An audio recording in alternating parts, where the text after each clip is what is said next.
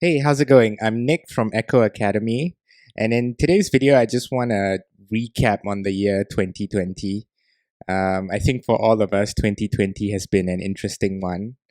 I think we've also had a lot of bad, but sometimes we also have to remember that there's quite a lot of good that probably happened as well. But sometimes the bad can feel really overwhelming, and as such, we forget about all the good that has happened. So, one thing I'd encourage you to do, I guess, before the end of the year is to really take stock of the good and the bad and to kind of learn what was the growth opportunities or the growth that happened within you during this year. So, I thought, to get the ball rolling, I'd start with, the things I've learned and the life lessons I'll be bringing forward to 2021. All these life lessons were pieces of advice that I received from my podcast guests. In specifically, there are five of them, and I found them really interesting. And when I hear something interesting like that, I always think to myself, "Wow, is it applicable in my life? And if it is, how can I apply it?" So these are five that really stuck. There were many more, but these were the five strongest ones. So I thought I'd share it with you as the five life lessons that I'll be taking forward to 2021.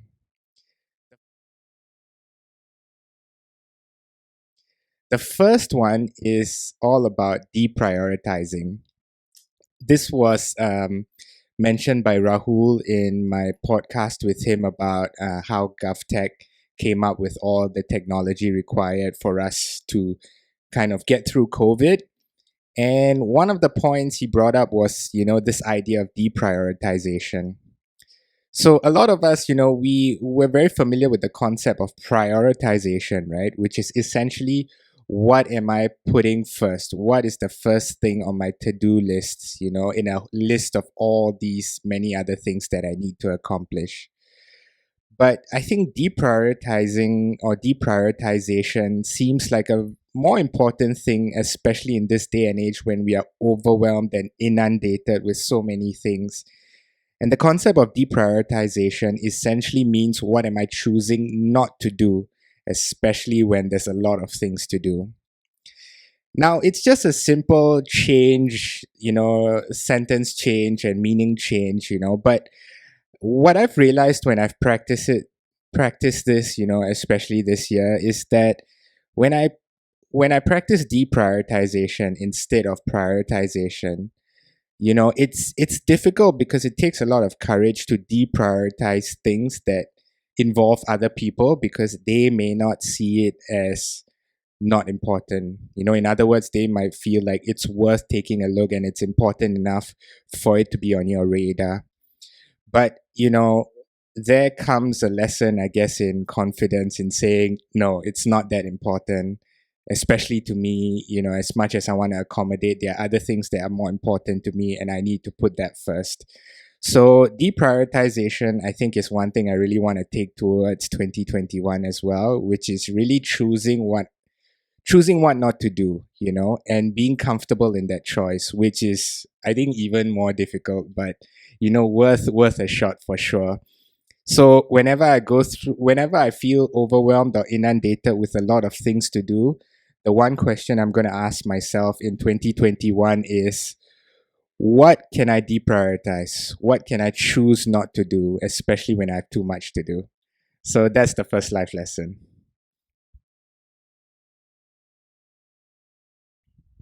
So the second life lesson that I think I'm taking towards 2021 is the idea of when I should compare myself to others. I know there's a lot of advice there that says, comparison and comparing yourself to others is not good. I think it was Teddy Roosevelt who said, comparison is the thief of joy. It's probably true. I mean, yeah, it's true. I don't deny that. But I think there's also a lot of value in comparing yourself to others. The trick is to know when it's valuable to compare yourself with others, which I think can be very difficult, to know when is the right time that you should really be comparing yourself. And for a long time, I guess I didn't know when I should be comparing myself to others in order for me to really take myself to that next level and to improve. So when I had my podcast conversation with Troy Angle, who was the former U.S. track and field Olympic coach, I think something he said, I mean, I guess it was indirect, but something I really took from that was, just the idea of how the top athletes, kick it into gear and start competing with others instead of competing with themselves. So, how I broke it down was, in anything you choose to do in life, think of it as like an exam, right? You get either an F grade or an A grade and anything in between, depending on your performance. But when you're trying to get from an F grade, in other words, I know nothing about this, but I want to excel, to an A grade, meaning like, okay, I know what it takes to be good at this.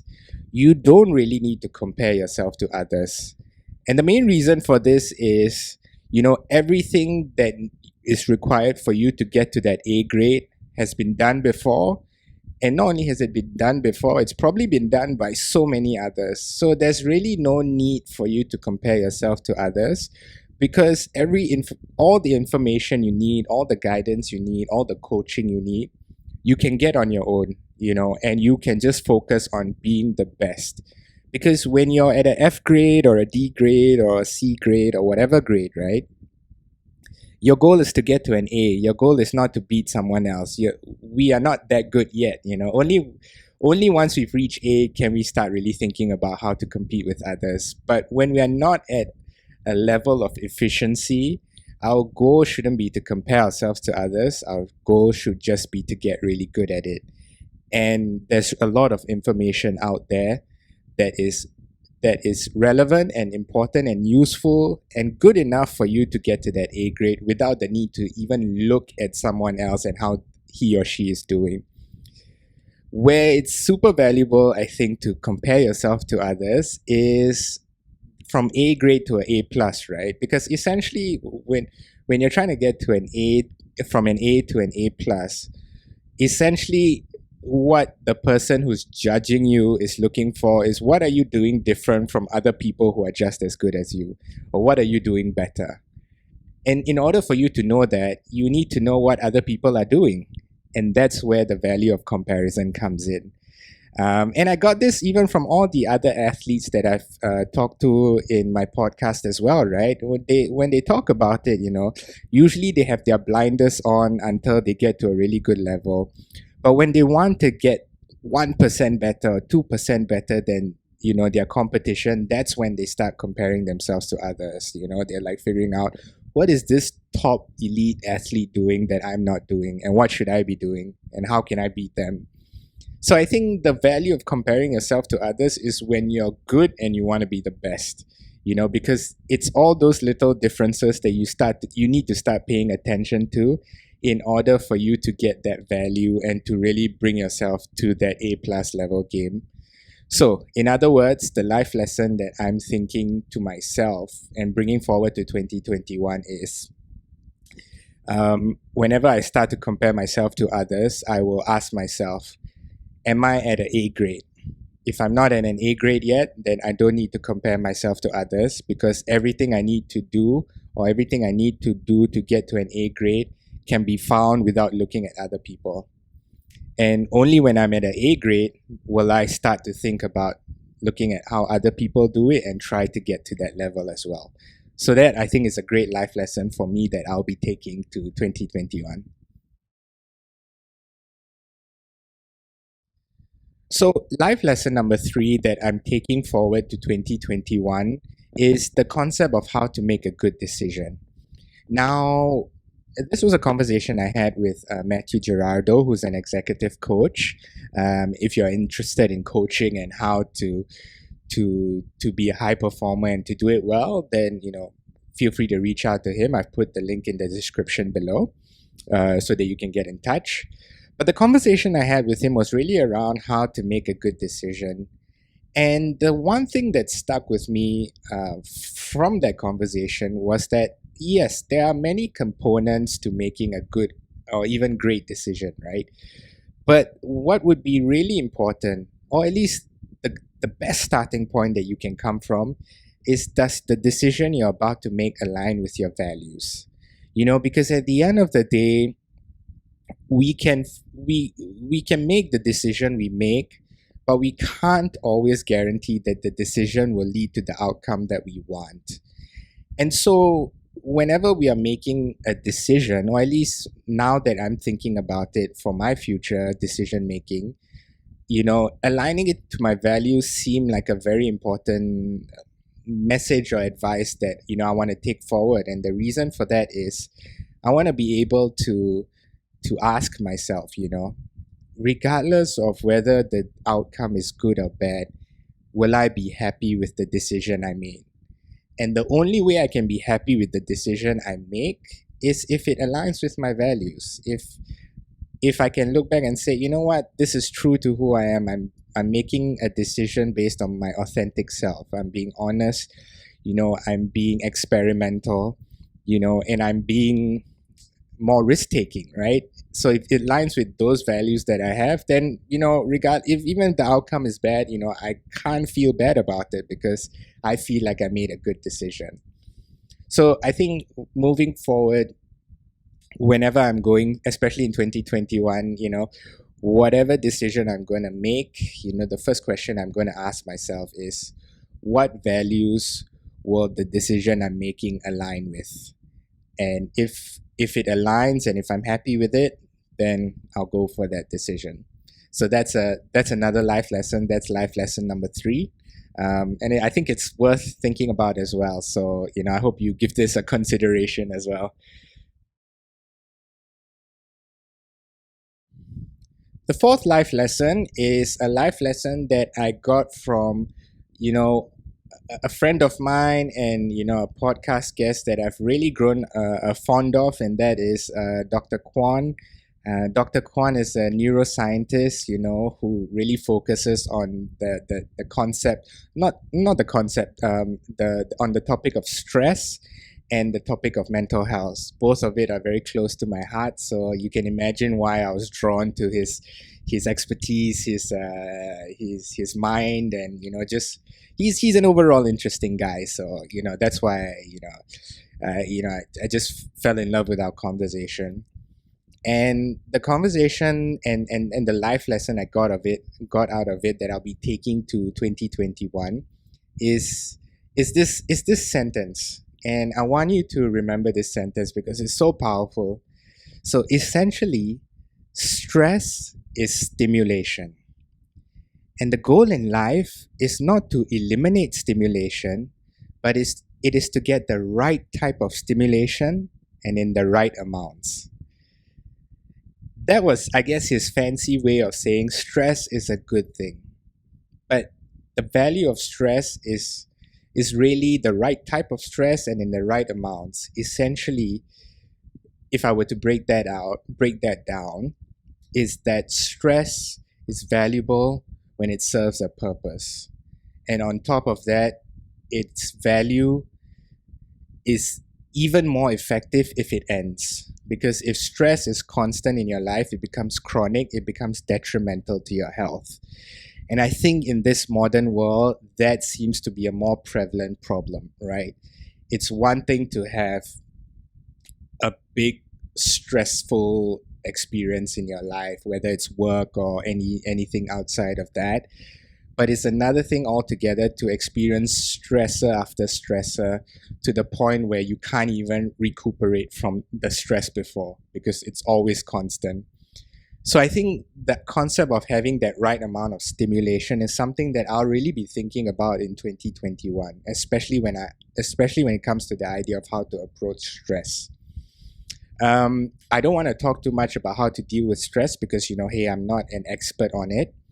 But Ekho Academy has a nice micro class on it, and I think it'll be really helpful if you're someone who's experienced stress or you don't really know how to deal with stress, because we really talk about the idea of how to understand how stress shows up for you, and more importantly, what are the strategies that will work specifically for you. So it's not just generic answers. So if you're interested in learning how to really deal with your stress, especially in a world that's, I guess, becoming increasingly uncertain, check out the link in the description. I think you'll really enjoy the course. So yeah, essentially, that's the fourth life lesson that I'll be taking to 2021, and that stress is a stimulation or a form of stimulation. And my goal is to understand, for me at least, what is the right type of stimulation that stress is going to offer me. And if it's too much, I need to learn how to curb it, because then there's no value.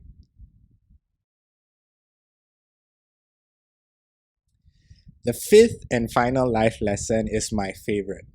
I had a fantastic conversation with this guy. His name is Jacob Pacheco. He has cerebral palsy, but I tell you what, if you didn't see him, you wouldn't be able to know, or you wouldn't know that he has cerebral palsy, because of the things he does. He's an avid surfer. He does it, pretty much. I mean, he competes as well, and he loves all sorts of extreme sports. And I think just his outlook on life is really fantastic, which I guess, lends weight to the idea that really the people who go through the biggest struggles are the ones who eventually know how to enjoy life. But that's my hypothesis. I don't have any scientific data to really back that up, so please take that with a pinch of salt. But anyway, the life lesson that I'm taking forward to 2021 from him is that to really own who you are. And it's just a simple statement, it probably doesn't mean anything. It's just a bunch of words. But I tell you what, his explanation of owning who you are was really got to me, because he said it's normal for us humans to accept the flaws and weaknesses in ourselves. But if we are really owning who we are, then by definition, if we are going to own the flaws and weaknesses, we must also own what is good about ourselves, and we should always acknowledge it. And it's such a simple thing, but it's the thing I forget about the most. Every time I experience or I see my weakness in full frontal obviousness, all I can see is my weakness. All I can see is my shortcomings. But then I don't even take the time to own the things I'm good at. And that's not good, and that's not healthy. And I think that is something that I really want to take to 2021. So every time I experience my weakness and my flaws and it's in full display, I will, number one, of course, acknowledge it. But I think more important than acknowledging it is to ask myself, is it true? Am I just looking at it through a biased lens? But once I pass that test and it's actually a weakness or a flaw, then I'll ask myself or tell myself, okay, I've acknowledged this weakness and flaw, but what is something positive about myself that I should own, that may be manifested in this experience or any other experience before or after? And only that do I really express the full version of me. And I think that is such an important life lesson, especially when things like COVID happens, right? You lose your job, you know people who suffer from it, and then you start going down this narrow negative spiral. So Jacob, if you're watching this or if you listen to this, I just want to thank you. This is really one of the best advice I got for this year 2020, and it's definitely the life advice that I'm bringing forward to 2021. Own who you are, all of you. So yeah, those were the 5 lessons that I will be taking forward to 2021. It's something that, I think that's one of the many blessings I've received from hosting the podcast, right? Because not only do I get to interview a lot of interesting people, I get to learn a lot from them. And the truth is, it's not like, yeah, their credentials speak for themselves, but at the same time, they're just regular people like you and I. But all of us have great advice based on our experiences that we get. And therefore, I always encourage great conversation because you never know what you learn from others. At first, when I first started the Ekho Academy podcast, my goal was like, yo, I'm going to be like this massive podcaster, famous, 500 million downloads and all this, all this. It's worthwhile ambitions to have, I'm sure. But over time, once I start getting the value from these conversations and the ability to grow from the things I've learned, I've stopped worrying about who actually listens because at the end of the day, the most important listener is me because I'm able to learn from these people. But I hope for those who watch and for those who listen, I really hope you learn something. And if you want to learn something else, just comment on my videos or on my podcast or whatever, and tell me what you want to know or what you want to listen to or who you want to hear from, and I'll make that happen, because that's one of the things like I have no boundaries on. I'm always happy to ask whoever, from the famous to the random, so that's not a problem at all. So if you're interested in learning more and stuff like that, communicate with me. I'm more than happy to get feedback. So that's it for this. I'm wishing you a fantastic 2021. Life has become more and more uncertain, but at the same time, uncertainty breeds discovery. So take the time to discover yourself, take the time to discover new experiences, and have a wonderful 2021. Peace. Bye.